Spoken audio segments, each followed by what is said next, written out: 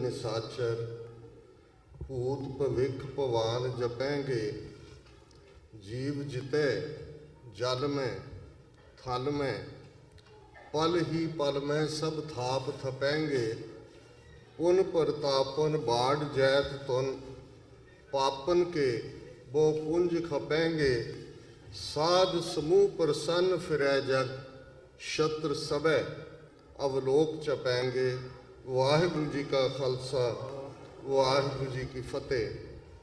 साहिब श्री गुरु ग्रंथ साहिब जी की हजूरी में जुड़े बैठे सतगुरु जी का अपना आपा गुरु खालसा साध संगत जीओ, आप जी ने कल 12वीं सिख डे परेड दे विच जिस शरदा उत्साह का प्रगटावा किया और जिन्नी वड्डी गिणती सिख संगतां ने शमूलीयत की, ये उस एफर्ट नूं लग्या फल है जिहड़ा 12 वरे पहला इस विचार दे नाल शुरू होया कि खालसाई जलाओ, जिस तो लफज जलूस बनया सी कदे, इस नूं जरूर जदों असीं आइडेंटिटी क्राइसिस की गल करते हैं, शनाखत ते पछाण की गल करते हैं, उस दे विच साडे नगर कीर्तन साडियां पैरेड्स बहुत वडमुला जिहड़ा उसने रोल अदा किया है।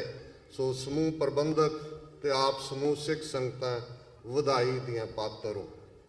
चंगा हुंदा भाई साहब भाई रणजीत सिंह दीवान च बैठे हुंदे, क्योंकि बहुत वार बेमतलब बहस तो कदे किसी नतीजे ते नहीं पहुँचती, पर विचार वटांदरे का मतलब हुंदा कि जदों तुसी कुछ सवाल छड़ जांदे हो जां कुछ नुकते उन्हां दे उत्ते अपना तजिया दिंदे हो, तो फिर ये जरूरी भी हुंदा कि उस दा जवाब जां उस दा दूसरा नुकता निगाह भी जरूर सुनिया जाना चाहिए।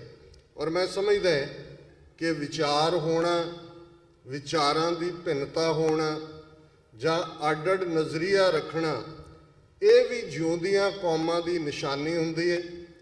बहुत वार असीं जिसनूं भेड़ चाल कहंदे हैं, भेड़ चाल का मतलब ही ये हुंदा है कि एक भेड़ जिधर नूं तुरदी है, जिन्हां ने कदे पहाड़ी इलाकिਆਂ 'ਚ भेड़ां नूं देखिआ, बहुत वार सडनली खड्ड आ जाती है तो अगली भेड़ जदों उस दे उत्ते थल्ले डिगदी है, पिछलियां भी डिगदियां जांदियां ने, कई बार 20-25 भेड़ां उस खड्ड 'ਚ डिग के मर जांदियां। वो भेड़ चाल हुंदी है, सारे उहनूं फॉलो करदे ने। ते जिथे जानदार कौमां दी गल है, गुरु ने विचार नूं, डिस्कशन नूं, कंसैंसस नूं, जिहड़ा ये गुरु नानक साहब दे नाल ही इसकी जदों असीं शुरुआत देखते हैं, डायलॉग की गल, गुरु नानक साहब का फरमान है, जब लग दुनिया रही है नानक, किछ सुनिए किछ कहीए। हुण कहण तो पहलां सुणन की गल है। एक कई बार अफसोस हुंदा है कि असीं अज बहुत वार कंस्ट्रक्टिव जां क्रिएटिव डायलॉग नहीं करते, इस कदर असीं इनटॉलरेंट है दूसरे दे विचारां प्रति कि किते भी विचारां दा जिहड़ा डिफरेंस है उस नूं असीं निजी विरोध दे विच कन्वर्ट करते हैं। गल सुन के फिर कहण दी हुंदी है, पर जरूरी हुंदी है जिसने कही है वो भी जरूर सुने। भी एक रुझान है, वैसे मैं पिछले 30 साल तो देखदा है, बहुत वार साडे जिहड़े जथे ने जां प्रचारक ने जां स्पीकर ने पोलीटिकल भी, वो अपनी गल कह के चलते हुंदे ने, भावें बहाना कई बार रुझेवें दा हुंदा है, बहुत वार कमरे 'च जाके सुते हुंदे, पर गल उन्होंने 2-3 नुकते लिआंदे।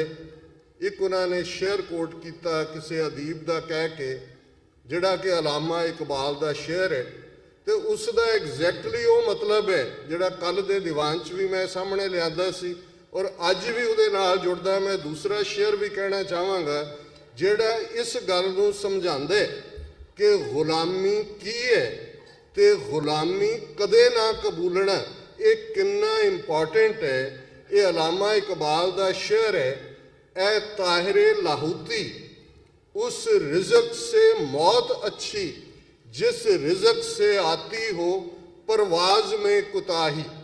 हुण शाहीन होए बाज होए, असी बाज की भी परवाज की गल करते ਤੇ ਜਦੋਂ ਅਸੀਂ 10ਵੇਂ ਪਾਤਸ਼ਾਹ ਵੱਲੋਂ ਮਨੁੱਖੀ ਇਤਿਹਾਸ ਦਾ ਇੱਕ ਕ੍ਰਿਸ਼ਮਾ ਖਾਲਸਾ ਸਾਜਨਾ ਦਿਵਸ ਦੀ ਗੱਲ ਕਰ ਰਹੇ ਹਾਂ ਤੇ ਸਾਡੇ ਮਨ ਦੀਆਂ ਅੱਖਾਂ ਸਾਹਮਣੇ ਚਿੱਟੇ ਬਾਜ਼ਾਂ ਵਾਲੇ ਨੀਲੇ ਦੇ ਸ਼ਾਹ ਸਵਾਰ ਗੁਰੂ ਕਲਗੀਧਰ ਪਾਤਸ਼ਾਹ ਉਹਨਾਂ ਦਾ ਉਹ ਰੂਪ ਸਾਡੇ ਸਾਹਮਣੇ ਆਉਂਦਾ ਹੈ। ਬਾਜ, ਸ਼ਾਹੀਨ, ਜਿਹਨੂੰ ਹੌਕ, ਫੈਲਕਨ, ਈਗਲ, ਬਹੁਤ ਸਾਰੇ ਅੰਗਰੇਜ਼ੀ ਦੇ ਸ਼ਬਦ ਨੇ ਉਹਨਾਂ ਦੇ ਸਪੀਸ਼ੀਜ਼ ਦੇ ਮੁਤਾਬਕ। ਇਸ ਦੀ ਬੜੀ ਅਹਿਮੀਅਤ ਹੈ, ਬਹੁਤ ਜ਼ਿਕਰ ਹੋਇਆ ਸਾਡੇ ਇਤਿਹਾਸ ਪਰੰਪਰਾ 'ਚ। ਬਾਜ ਸ਼ਿਕਾਰੀ ਹੈ, ਬਾਜ ਅਸਮਾਨ ਦੇ ਪੰਛੀਆਂ ਦਾ ਸਾਵਰਨ ਹੈ, ਧਰਤੀ ਦੇ ਜੀਵਾਂ ਦਾ ਸਾਵਰਨ ਸ਼ੇਰ ਹੈ ਤੇ ਸਮੁੰਦਰੀ ਜੀਵਾਂ ਦੇ ਵਿੱਚ ਤਾਕਤਵਰ ਸਾਵਰਨ ਮਗਰਮੱਛ ਹੈ।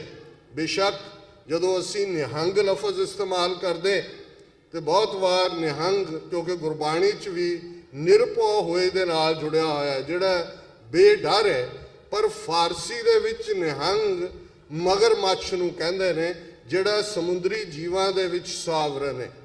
ਸਿੰਘ ਦੀ ਗੱਲ ਅਸੀਂ ਕਰਦੇ ਹਾਂ, ਬਹੁਤ ਵਾਰ ਸ਼ੇਰ ਦੇ ਵਿਆਪਕ ਇਸ ਦੇ ਅਰਥ ਹੁੰਦੇ ਨੇ, ਪਰ ਸਿੰਘ ਸਾਵਰਨਟੀ, ਪ੍ਰਭੂ ਸੱਤਾ ਦੀ ਗੱਲ ਵੀ ਕਰਦੇ। ਜਦੋਂ ਅਸੀਂ ਦੇਖਦੇ ਹਾਂ ਕਿ ਸਾਡੇ ਨੇਟਿਵ ਜ਼ਬਾਨ ਦੇ ਵਿੱਚ ਜਿਹੜਾ ਤਖਤ ਹੈ ਉਸ ਦੇ ਲਈ ਸ਼ਬਦ ਸਿੰਘ ਆਸਨ ਹੈ, ਜਿਸ ਦਾ ਮਤਲਬ ਹੈ ਸਿੰਘ ਦਾ ਆਸਨ।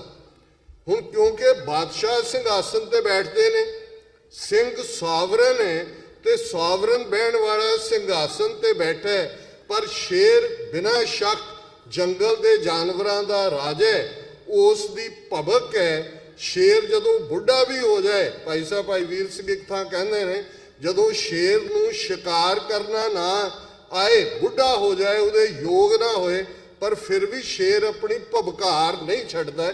ਇਹ ਖਾਲਸੇ ਲਈ ਵੀ ਇੰਪਲੀਮੈਂਟ ਹੁੰਦਾ ਹੈ ਕਿ ਜੋ ਮਰਜ਼ੀ ਹਾਲਾਤ ਹੋਣ, ਇਹ ਸਿੰਘ ਭਬਕਾਰ ਜਿਹੜੀ ਕਿ ਗੁਰੂ ਨਾਨਕ ਸਾਹਿਬ ਦੇ ਨਾਲ ਭਾਈ ਗੁਰਦਾਸ ਜੀ ਨੇ ਜੋੜੀ ਸੀ, ਜਦੋਂ ਉਹਨਾਂ ਨੇ ਫਰਮਾਇਆ ਸੀ, ਸਿੰਘ ਬੁੱਕੇ ਮਿਰਗਾਵਲੀ ਭੰਨੀ ਜਾਏ ਨਾ ਧੀਰ ਧਰੋਆ, ਕਿ ਜਦੋਂ ਸਿੰਘ ਬੁੱਕਦਾ ਮਿਰਗਾਂ ਦੀ ਡਾਰ ਭੱਜੀ ਜਾਂਦੀ ਹੈ, ਉਹ ਕੋਈ ਧੀਰਜ ਨਹੀਂ ਕਰਦੀ। ਇਸ ਧਰਤੀ ਦੇ ਜੀਵਾਂ ਦੇ ਉੱਤੇ ਸ਼ੇਰ ਸਾਵਰਨ ਹੈ, ਅਸਮਾਨ ਦੇ ਵਿੱਚ ਸ਼ਾਹੀਨ ਬਾਜ ਸਾਵਰਨ ਹੈ। ਤੇ ਇਸ ਗੱਲ ਦਾ ਧਿਆਨ ਰਹੇ, ਬਾਜ ਦੇ ਬਹੁਤ ਸਾਰੇ ਗੁਣ ਨੇ। ਉਸ ਸ਼ਾਹੀਨ ਦੀ ਗੱਲ ਕਰਦੇ ਆ, ਇਹ ਕਿਹਾ ਜਾਂਦਾ ਹੈ ਕਿ ਉਹ ਜਿਹੜਾ ਖੁਦ ਸ਼ਿਕਾਰ ਕਰਦਾ, ਉਹ ਆਲਣਾ ਨਹੀਂ ਬਣਾਉਂਦਾ, ਤੇ ਸਭ ਤੋਂ ਵੱਡੀ ਗੱਲ, ਉਹ ਆਪਣੀ ਪਰਵਾਜ਼, ਆਪਣੀ ਉਡਾਨ, ਉਸ ਦੇ ਨਾਲ ਕਦੇ ਸਮਝੌਤਾ ਨਹੀਂ ਕਰਦਾ। ਤੇ ਅਲਾਮਾ ਇਕਬਾਲ ਇਹ ਗੱਲ ਉਸ ਤਾਹਿਰੇ ਲਾਹੂਤੀ ਨੂੰ, ਡਿਵਾਈਨ ਵਰਡ ਨੂੰ ਐਡਰੈਸ ਕਰਕੇ ਕਹਿ ਰਿਹਾ ਹੈ ਕਿ ਮੇਰੀ ਗੱਲ ਧਿਆਨ ਨਾਲ ਸੁਣ, ਤੂੰ ਅਸਮਾਨ ਦਾ ਬਾਦਸ਼ਾਹ ਹੈ, ਅਸਮਾਨ ਦੇ ਅੰਦਰ ਤੇਰਾ ਕੋਈ ਸਾਨੀ ਨਹੀਂ ਹੈ, ਤੇਰੀ ਸਟਰੈਂਥ, ਤੇਰੀ ਪਰਵਾਜ਼ ਹੈ, ਤੇਰੀ ਤਾਕਤ, ਤੇਰੀ ਉਡਾਨ ਹੈ, ਹੋਰ ਜੋ ਮਰਜ਼ੀ ਕਰ ਲਈ, ਕਦੇ ਰਿਜ਼ਕ ਦੀ ਖਾਤਰ ਆਪਣੀ ਉਡਾਨ ਦੇ ਨਾਲ ਸਮਝੌਤਾ ਨਾ ਕਰੀ, ਮਰ ਜਾਈ ਪਰ ਆਪਣੀ ਪਰਵਾਜ਼ ਦੇ ਨਾਲ ਸਮਝੌਤਾ ਨਾ ਕਰੀ। ਇਹ ਇਸ ਦਾ ਮਤਲਬ ਹੈ। ਇਹ ਤਾਹਿਰੇ ਲਾਹੂਤੀ, ਉਸ ਰਿਜ਼ਕ ਸੇ ਮੌਤ ਅੱਛੀ ਜਿਸ ਰਿਜ਼ਕ ਸੇ ਆਤੀ ਹੋ ਪਰਵਾਜ਼ ਮੇਂ ਕੁਤਾਹੀ।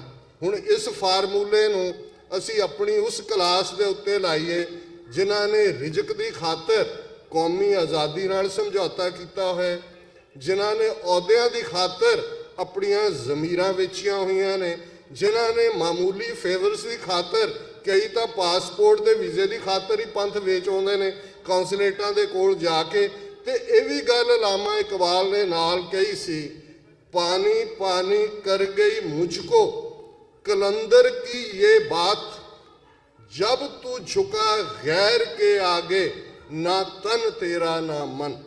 ਹੁਣ ਕਲੰਦਰ ਸਿਆਣੇ ਬੰਦੇ ਨੂੰ ਕਹਿੰਦੇ ਨੇ, ਵਾਈਜ਼ ਮੈਨ, ਤੇ ਉਹ ਕਹਿੰਦੇ ਨੇ ਪਾਣੀ ਪਾਣੀ ਕਰ ਗਈ ਮੁਝਕੋ ਕਲੰਦਰ ਕੀ ਇਹ ਬਾਤ, ਕਿ ਸਿਆਣੇ ਆਦਮੀ ਨੇ, ਇੱਕ ਵਾਈਜ਼ ਬੰਦੇ ਨੇ, ਇੱਕ ਬਹੁਤ ਸਮਝਦਾਰ ਬੰਦੇ ਨੇ ਮੈਨੂੰ ਜਿਹੜੀ ਗੱਲ ਕਹੀ, ਉਹਨੇ ਮੈਨੂੰ ਪਾਣੀ ਪਾਣੀ ਕਰ ਦਿੱਤਾ।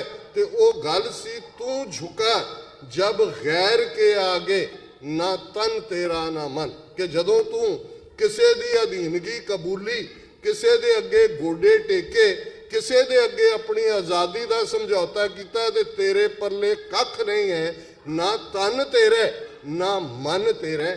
ਇਹ ਵੀ ਗੁਲਾਮੀ ਨੂੰ ਆਈਡੈਂਟੀਫਾਈ ਕੀਤਾ ਹੋਇਆ।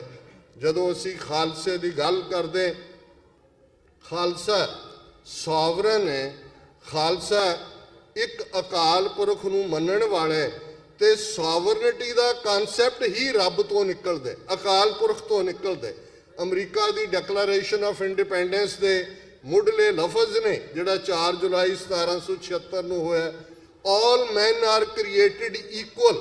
ਸੋਵਰਨਿਟੀ ਕਿਉਂਕਿ ਰੱਬ ਸੋਵਰਨ ਹੈ, ਰੱਬ ਨੇ ਕੋਈ ਡਿਸਕ੍ਰਿਮੀਨੇਸ਼ਨ ਨਹੀਂ ਰੱਖੀ, ਸਭ ਨੂੰ ਬਰਾਬਰ ਬਣਾਇਆ, ਤੇ ਕਿਸੇ ਦੁਨਿਆਵੀ ਸਾਮਰਾਜ ਦਾ ਉਹ ਕਿਸੇ ਹੈਡਿੰਗ ਥੱਲੇ ਹੋਏ, ਮੋਨਾਰਕੀ ਹੋਏ, ਡੈਮੋਕ੍ਰੇਸੀ ਹੋਏ, ਮਿਲਟਰੀ ਰੂਲ ਹੋਏ, ਡਿਕਟੇਟਰਸ਼ਿਪ ਹੋਏ, ਕਮਿਊਨਿਜ਼ਮ ਹੋਏ, ਉਹਨਾਂ ਦਾ ਕੋਈ ਹੱਕ ਨਹੀਂ ਹੈ ਕਿ ਉਹ ਲੋਕਾਂ ਦੀਆਂ ਮੁੱਢਲੀਆਂ ਆਜ਼ਾਦੀਆਂ, ਲੋਕਾਂ ਦੇ ਮੁੱਢਲੇ ਹੱਕ ਖੋਏ।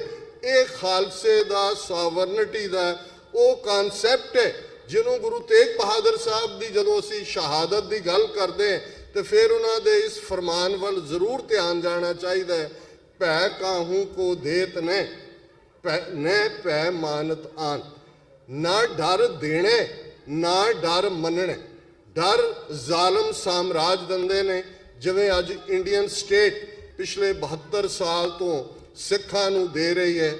ਡਰ ਮੰਨਣ ਵਾਲੇ ਲੋਕ ਇਹ ਅਮਰਿੰਦਰ ਬਾਦਲ ਕੀ ਨਸਲ ਦੇ ਲੋਕ ਜਿਨ੍ਹਾਂ ਨੇ ਨਾ ਸਿਰਫ ਗੋਡੇ ਟੇਕੇ ਹੋਏ ਨੇ, ਜਿਹੜੇ ਕਿ ਕੌਮ ਦੇ ਹਿੱਤਾਂ ਨੂੰ ਵੇਚਣ ਦੇ ਲਈ ਕਿਸੇ ਹੱਦ ਤੱਕ ਵੀ ਜਾਣ ਨੂੰ ਤਿਆਰ ਨੇ। ਲਾਈਨ ਖਿੱਚੀ ਜਾਂਦੀ ਹੈ। ਇਹ ਠੀਕ ਹੈ ਇਹ ਕਹੋ ਕਿ ਜੀ ਹਰ ਸਿੱਖ ਹੀ ਕੌਮੀ ਘਰ ਜਾਂਦਾ। ਮਜੀਠੀਆ ਨੂੰ ਪੁੱਛ ਲਓ, ਮਨਜਿੰਦਰ ਸਿਰਸੇ ਨੂੰ ਪੁੱਛ ਲਓ, ਆ ਜਿਹੜਾ ਪਿੱਛੇ ਜੇ ਇਹਨਾਂ ਦਾ ਹੀ ਦਿੱਲੀ ਕਮੇਟੀ ਦਾ ਪ੍ਰਧਾਨ ਸੀ ਮਨਜੀਤ ਜੀਕੇ, ਜਿਹਦੀ ਭੁਗਤ ਵੀ ਸਵਾਰੀ ਸਿੰਘਾਂ ਨੇ ਯੂਬਾ ਸਿਟੀ 'ਚ, ਕਿ ਕਿਸ ਕਿਸਮ ਦੀਆਂ ਇਹ ਗੱਲਾਂ ਕਰਦੇ ਨੇ। ਤੇ ਫਿਰ ਅਸੀਂ ਜੇ ਇਹਨਾਂ ਨੂੰ ਚੈਲੰਜ ਨਹੀਂ ਕਰਾਂਗੇ ਤੇ ਫਿਰ ਕੌਣ ਇਹਨਾਂ ਨੂੰ ਚੈਲੰਜ ਕਰੇਗਾ? ਹੋਰ ਕੀ ਰੋਲ ਹੈ ਚੰਦੂ, ਗੰਗੂ, ਸੁੱਚਾਨੰਦ, ਲੱਖੂ, ਜੱਸੂ, ਜਦੋਂ ਇਹ ਸਾਡੇ ਇਤਿਹਾਸ ਦੇ ਨਾਲ ਪੈਰਲਲ ਰਨ ਹੁੰਦੇ ਨੇ, ਅੱਜ ਦੀ ਨਸਲ ਦੇ ਵਿੱਚ ਤੁਸੀਂ ਪਛਾਣੋਗੇ ਕਿ ਕੌਣ ਚੰਦੂ ਹੈ, ਕੌਣ ਗੰਗੂ ਹੈ, ਕੌਣ ਸੁੱਚਾਨੰਦ ਹੈ, ਕੌਣ ਲਖਪਤ ਰਾਏ। ਤੇ ਜ਼ਾਹਿਰਾ ਤੌਰ ਦੇ ਉੱਤੇ ਜਦੋਂ ਅਸੀਂ ਇਹ ਗੱਲ ਕਹਿੰਦੇ ਹਾਂ ਕਿ ਜੀ ਪੰਜਾਬ ਦੇ ਅੰਦਰ, ਔਰ ਇਸ ਗੱਲ ਦਾ ਧਿਆਨ ਰਹੇ, ਇਹਦੇ 'ਚ ਕੋਈ ਸ਼ੱਕ ਨਹੀਂ, ਵੱਡੀ ਗਿਣਤੀ 'ਚ ਪੰਜਾਬ 'ਚੋਂ ਮਾਈਗ੍ਰੇਸ਼ਨ ਹੋ ਰਹੀ ਹੈ। ਬਹੁਤ ਸਾਰੇ ਨੌਜਵਾਨ ਬੇਸ਼ੱਕ ਉਹ ਅੱਜ ਵੱਡੀ ਗਿਣਤੀ 'ਚ ਆਸਟ੍ਰੇਲੀਆ 'ਚ ਨੇ, ਕੈਨੇਡਾ 'ਚ ਨੇ, ਉਹ ਨਿਕਲ ਰਹੇ ਨੇ, ਪਰ ਇਸ ਦਾ ਅੰਡਰਲਾਈਨ ਫੈਕਟਰ ਦੇਖੋ ਕਿ ਰਾਜ ਦੀਆਂ ਕੀ ਬਰਕਤਾਂ ਹੁੰਦੀਆਂ ਨੇ, ਪੋਲੀਟੀਕਲ ਪਾਵਰ ਹੋਣ ਤੇ ਨਾ ਹੋਣ 'ਚ ਕੀ ਫਰਕ ਹੁੰਦਾ ਹੈ। ਖਾਲਸਾ ਰਾਜ ਜਿਹੜਾ ਕਿ ਸਰਕਾਰੇ ਖਾਲਸਾ ਜੀਓ ਦੇ ਥੱਲੇ ਮਹਾਰਾਜਾ ਰਣਜੀਤ ਸਿੰਘ ਦੀ ਕਮਾਨ ਥੱਲੇ ਸਥਾਪਿਤ ਹੋਇਆ, ਉਹਦੇ ਵੱਲ ਇੱਕ ਨਜ਼ਰ ਮਾਰੋ। 1.5 ਲੱਖ ਮੁਰੱਬਾ ਮੀਲ ਦਾ ਉਹ ਐਮਪਾਇਰ ਦਰਾ ਖੈਬਰ ਤੋਂ ਲੈ ਕੇ ਔਰ ਉਸ ਤਿੱਬਤ ਤੱਕ, ਤਿੱਬਤ ਇੱਕ ਬਫਰ ਸਟੇਟ ਸੀ, ਬਫਰ ਜ਼ੋਨ ਸੀ, ਜਿਹੜੀ ਕਿ ਟ੍ਰਾਈਪਾਰਟਾਈਟ ਟ੍ਰੀਟੀ ਮਹਾਰਾਜਾ ਰਣਜੀਤ ਸਿੰਘ ਦੇ ਬੇਟੇ ਖੜਕ ਸਿੰਘ ਦੇ ਨਾਲ emperor of China, Dalai Lama of Tibet ਤੇ ਸਰਕਾਰੇ ਖਾਲਸਾ ਜੀਓ 1842 ਦੇ ਵਿੱਚ ਸਾਈਨ ਹੁੰਦੀ ਹੈ। ਇਹ ਟ੍ਰਾਈਪਾਰਟਾਈਟ ਟ੍ਰੀਟੀ ਤਿੱਬਤ ਨੂੰ ਇੱਕ ਬਫਰ ਸਟੇਟ ਮੰਨਦੀ ਹੈ, ਸਰਕਾਰੇ ਖਾਲਸਾ ਜੀਓ ਔਰ ਐਂਪਰਰ ਆਫ ਚਾਈਨਾ ਦੇ ਵਿਚਾਲੇ। ਤੇ ਇਸ ਗੱਲ ਵੱਲ ਧਿਆਨ ਰਹੇ।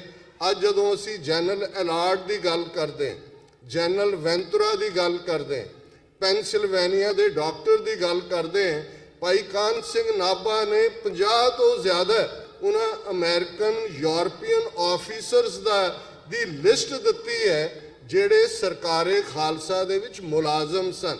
ਉਹਨਾਂ ਦੇ ਵਿੱਚ ਨੈਪੋਲੀਅਨ ਬੋਨਾਪਾਰਟ ਦੇ ਉਹ ਜਨਰਲ ਵੈਂਤੁਰਾ, ਨੈਪੋਲੀਅਨ ਬੋਨਾਪਾਰਟ ਜਿਹੜਾ ਫ੍ਰੈਂਚ ਪ੍ਰਾਈਡ ਹੈ ਉਹਦਾ ਜਨਰਲ ਸੀ।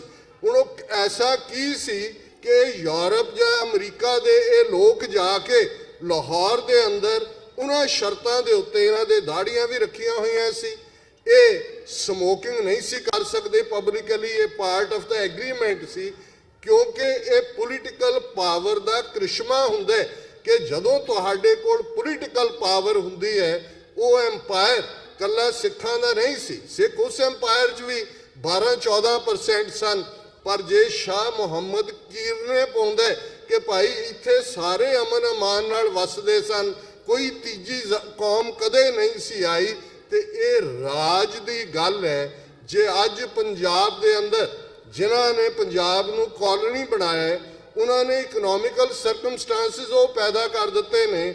ਸਿੱਖ ਕਿਸਾਨ ਮਰ ਰਿਹਾ ਹੈ, ਨੌਜਵਾਨੀ ਨਸ਼ਿਆਂ ਦੀ ਸ਼ਿਕਾਰ ਹੈ। ਆ ਪਿਛਲੇ ਦਿਨਾਂ 'ਚ ਤਰਨਤਾਰਨ ਦੇ ਨੇੜੇ ਇੱਕ ਪਿੰਡ 'ਚ ਇੱਕ ਪੱਤਰਕਾਰ ਨੇ ਇੱਕ ਬਜ਼ੁਰਗ ਨੂੰ ਇੰਟਰਵਿਊ ਕੀਤਾ। ਅੱਜ ਕੱਲ੍ਹ ਵੋਟਾਂ ਦਾ ਸੀਜ਼ਨ ਹੈ, ਸਾਰੇ ਪਾਸੇ ਪੁੱਛਿਆ ਜਾ ਰਿਹਾ ਹੈ। ਉਹਨੂੰ ਪੁੱਛਿਆ ਜੀ ਤੁਸੀਂ ਕੀ ਮਹਿਸੂਸ ਕਰਦੇ ਹੋ, ਕਿਹਨੂੰ ਵੋਟਾਂ ਪਾਓਗੇ? ਕਹਿੰਦਾ ਜੀ ਕਾਹਦੀਆਂ ਵੋਟਾਂ, ਇੱਕ ਪੀੜ੍ਹੀ ਖਾੜਕੂ ਕਹਿ ਕੇ ਮਾਰ ਦਿੱਤੀ, ਦੂਸਰੀ ਡਰੱਗਸ ਨਾਲ ਮਾਰ ਦਿੱਤੀ, ਤੀਸਰੀ ਜੰਮਣੀ ਕੋਈ ਨਹੀਂ। ਜੋ ਹਾਲਾਤ ਪੈਦਾ ਕੀਤੇ ਹੋਏ ਨੇ, ਜੇ ਇਹ ਗੁਲਾਮੀ ਨਹੀਂ ਹੈ ਤੇ ਹੋਰ ਗੁਲਾਮੀ ਕਿਹਨੂੰ ਕਹਿੰਦੇ ਨੇ? ਜੇ ਅੱਜ ਰੈਫਰੈਂਡਮ 2020 ਦੀ ਗੱਲ ਹੁੰਦੀ ਹੈ, ਬੇਸ਼ੱਕ ਲੇਟੈਸਟ ਸੈਂਸਸ ਦੇ ਮੁਤਾਬਕ ਪੰਜਾਬ ਦੇ ਵਿੱਚ 67% ਸਿੱਖਾਂ ਦੀ ਆਬਾਦੀ ਹੈ, ਪਰ ਇਹਦੇ ਬਾਵਜੂਦ ਇਹ ਨੀਤੀ ਲਗਾਤਾਰਤਾ ਨਾਲ ਚੱਲ ਰਹੀ ਹੈ ਕਿ ਕਿਵੇਂ ਯੂਪੀ ਬਿਹਾਰ ਦੇ ਲੋਕਾਂ ਨੂੰ ਲਿਆ ਕੇ ਸਿਸਟਮੈਟਿਕਲੀ ਪਹਿਲਾਂ ਸਲਮਸ ਦੇ ਵਿੱਚ ਵਸਾਇਆ ਜਾਂਦਾ ਹੈ, ਫਿਰ ਉਹਨਾਂ ਨੂੰ ਬਿਜਲੀ ਦਾ ਕਨੈਕਸ਼ਨ ਦਿੱਤਾ ਜਾਂਦਾ ਹੈ, ਰਾਸ਼ਨ ਕਾਰਡ ਬਣਾਏ ਜਾਂਦੇ ਨੇ। ਬਾਦਲ ਅਕਾਲੀ ਦਲ ਦੇ ਵੇਲੇ ਬੀਜੇਪੀ ਦੇ ਮਿਨਿਸਟਰਾਂ ਨੇ ਯਕੀਨੀ ਬਣਾਇਆ ਕਿ ਉਹਨਾਂ ਦੀਆਂ ਵੋਟਾਂ ਵੀ ਬਣਨ। ਉਹਨਾਂ ਦੀ ਲੌਂਗ ਟਰਮ ਨੀਤੀ ਹੈ ਕਿ ਪੰਜਾਬ ਦੇ ਵਿੱਚ ਜਿੱਥੇ ਇੱਕ ਪਾਸੇ ਨੌਜਵਾਨ ਨਿਕਲ ਰਹੇ ਨੇ, ਉੱਥੇ ਤੁਸੀਂ ਜਿਹੜੀ ਪੋਪੂਲੇਸ਼ਨ ਦੀ ਡਾਇਨਾਮਿਕਸ ਹੈ, ਜਿਹੜੀ ਪੋਪੂਲੇਸ਼ਨ ਡੈਮੋਗ੍ਰਾਫੀ ਹੈ, ਉਸ ਨੂੰ ਬਦਲੋ। ਇਹ ਕੀ ਗੁਲਾਮ ਕੌਮ ਇਜ਼ਰਾਈਲ ਦਾ ਕੀ ਹਾਲ ਕੀਤਾ? Lithuania, Latvia, Estonia, Soviet union ਦੀਆਂ ਬਾਲਟਿਕ ਸਟੇਟਾਂ ਮਾਰ ਹੀ ਦਿੱਤੇ ਸੀ। ਬਹੁਤ ਸਾਰੇ 2-2 ਮਿਲੀਅਨ ਆਬਾਦੀ ਰਹਿ ਗਈ ਸੀ। ਪਰ ਜਦੋਂ ਮੁਲਕ ਬਣਦੇ ਨੇ, ਉਹੀ ਇਜ਼ਰਾਈਲ ਜਿਹੜਾ ਜਦੋਂ 1948 'ਚ ਹੋਂਦ 'ਚ ਆਉਂਦਾ ਹੈ, ਉਹਨਾਂ ਦੇ ਪੱਲੇ ਕੁਛ ਨਹੀਂ ਸੀ। ਅੱਜ 70 ਸਾਲ ਬਾਅਦ ਇਜ਼ਰਾਈਲ ਦੇ ਸਿਟੀਜ਼ਨਸ ਦੀ, ਔਰ ਉਹਨਾਂ ਦਾ ਕਿੰਨਾ ਏਰੀਆ ਹੈ? 8,500 ਸਕੁਅਰ ਮਾਈਲ ਸਾਰਾ ਇਜ਼ਰਾਈਲ ਹੈ। ਆਬਾਦੀ ਇਜ਼ਰਾਈਲ ਦੀ ਕਿੰਨੀ ਹੈ? 6 ਮਿਲੀਅਨ। ਪਰ ਉਹਨਾਂ ਦੀ ਪਰ ਕੈਪੀਟਾ ਇਨਕਮ ਅਮਰੀਕਨ ਨਾਲੋਂ ਵੀ ਜ਼ਿਆਦਾ ਹੈ। ਇਹ 70 ਸਾਲ ਦੇ ਵਿੱਚ ਆਜ਼ਾਦੀ ਦੀਆਂ ਨਿਆਮਤਾਂ ਨੇ। ਬਜਾਏ ਕਿ ਅਸੀਂ ਸਿੰਪਟਮਸ ਦੀ ਗੱਲ ਕਰਦੇ ਹਾਂ, ਆਪਣਿਆਂ ਨੂੰ ਹੀ ਕੋਸੀ ਜਾਈਏ। ਦੋ ਲਫ਼ਜ਼ ਅੰਗਰੇਜ਼ੀ ਦੇ ਨੇ, ਬੜੇ ਖੂਬਸੂਰਤ ਸ਼ਬਦ ਨੇ। ਇੱਕ ਸੈਲਫ ਐਨਾਲਿਸਿਸ ਹੈ, ਇੱਕ ਸੈਲਫ ਕੰਡੈਮਨੇਸ਼ਨ ਹੈ। ਪੰਜਾਬੀ 'ਚ ਅਸੀਂ ਕਹਾਂਗੇ ਆਪਾ ਪੜਚੋਲ ਤੇ ਦੂਸਰਾ ਆਪਾ ਨਿਖੇਧੀ। ਬੜਾ ਜ਼ਰੂਰੀ ਹੁੰਦਾ ਹੈ ਕਿ ਅਸੀਂ ਸਿਰ ਜੋੜ ਕੇ ਬੈਠੀਏ ਕਿ ਕਿੱਥੇ ਅਸੀਂ ਗਲਤੀ ਕੀਤੀ, ਕਿਵੇਂ ਅਸੀਂ ਸੁਧਾਰ ਸਕਦੇ ਹਾਂ। ਕਿਸ ਉਦਮ ਤੇ ਰਾਜ ਮਿਲੇ, ਸ਼ਤਰੂ ਤੇ ਸਭ ਹੋਵੇ ਮੀਤਾ। ਕੀ ਐਫਰਟ ਕੀਤਾ ਜਾਏ ਕਿ ਅਸੀਂ ਪੋਲੀਟੀਕਲ ਪਾਵਰ ਲਈਏ ਤੇ ਅੱਜ ਐਨਮੀ ਜਿਹੜੇ ਨੇ, ਜਿਹੜੇ ਸਾਨੂੰ ਚਾਰ ਚਫੇਰੇ ਲੱਗਦੇ ਨੇ, ਜਦੋਂ ਤੁਹਾਡੇ ਕੋਲ ਪੋਲੀਟੀਕਲ ਪਾਵਰ ਹੁੰਦੀ ਹੈ। ਸਾਡੀ ਪੰਜਾਬੀ ਜ਼ਬਾਨ ਨੇ ਬਹੁਤ ਵਿਜ਼ਡਮ ਸਾਂਭੀ ਹੋਈ ਹੈ। ਜਦੋਂ ਇਹ ਅਖਾਣ ਪੰਜਾਬੀ ਦਾ ਉੱਭਰਦਾ ਹੈ, ਜਿਹਦੀ ਕੋਠੀ ਵਿੱਚ ਦਾਣੇ ਉਹਦੇ ਕਮਲੇ ਵੀ ਸਿਆਣੇ। ਹੁਣ ਇਹਦਾ ਮਤਲਬ ਕੀ ਹੈ? ਪੋਲੀਟੀਕਲ ਪਾਵਰ ਨਾਲ ਇਕਨੋਮਿਕਲ ਪ੍ਰੋਸਪੈਰਿਟੀ ਜੁੜੀ ਹੁੰਦੀ ਹੈ। ਦੇਗ ਤੇਗ ਫਤਿਹ। ਹੁਣ ਜੇ ਪਹਿਲਾ ਸਿੱਖ ਰਾਜ ਬਣਦਾ, ਉਹਦੀ ਰਾਇਲ ਸਟੈਂਪ ਦੇ ਉੱਤੇ ਇਹ ਲਫ਼ਜ਼ ਨੇ, ਦੇਗੋ ਤੇਗੋ ਫਤਿਹ ਹੋ, ਨੁਸਰਤ ਬੇਦਰੰਗ ਯਾਫਤ ਅਜ਼ ਨਾਨਕ ਗੁਰੂ ਗੋਬਿੰਦ ਸਿੰਘ।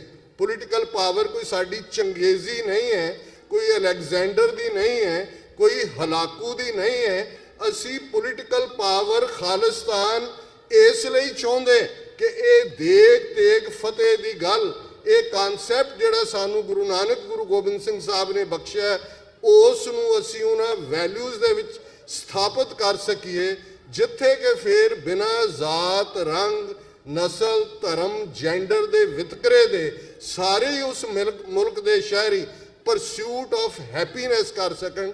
ਪਰ ਜੇ ਮਕਸਦ ਭੰਬਲ ਭੂਸਾ ਪਾਉਣ ਦਾ ਹੋਏ, ਜੇ ਸੈਲਫ ਐਨਾਲਿਸਿਸ ਦੀ ਥਾਂ ਤੇ ਆਪਾ ਪੜਚੋਲ ਦੀ ਥਾਂ ਤੇ ਸੈਲਫ ਕੰਡੈਮਨੇਸ਼ਨ ਹੋਏ, ਆਪਾ ਨਖੇਧੀ ਹੋਏ, ਆਪਣੇ ਸਿਰ 'ਚ ਸਵਾਹ ਪਾਉਣ ਦੀ ਗੱਲ ਹੋਏ, ਅਸੀਂ ਇਹ ਵੀ ਨਹੀਂ, ਅਸੀਂ ਇਹ ਵੀ ਨਹੀਂ, ਅਸੀਂ ਇਹ ਵੀ ਨਹੀਂ, ਅਸੀਂ ਇਹ ਵੀ ਨਹੀਂ।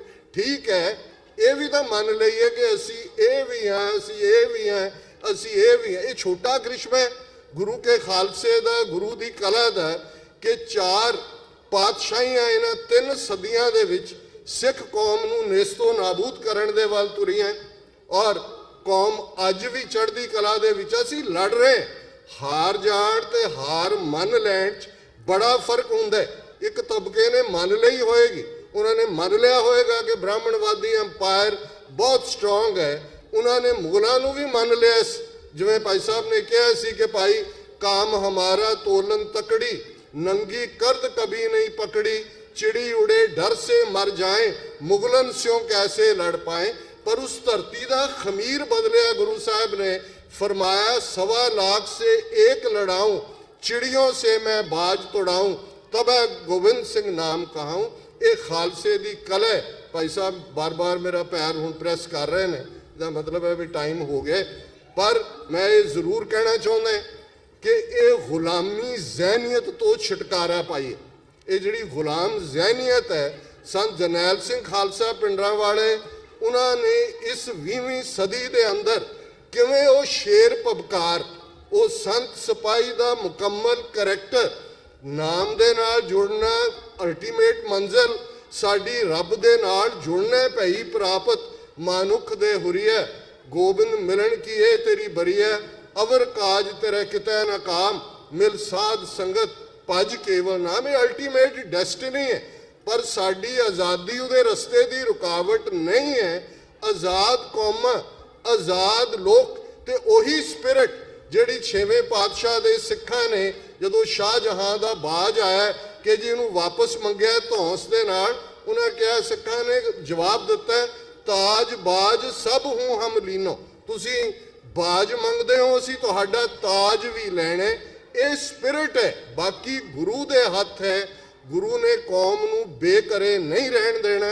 ये इकरारनामा है 10वें पातशाह दा पंथ नाल, पंथ खालसा खेती मेरी, हौं संभाल करो तिस केरी। फेथ रखिए, विश्वास रखिए, जे नहीं भी शिकार करना घट्टो घट शेर दी पबकार तां ना छड्डिए।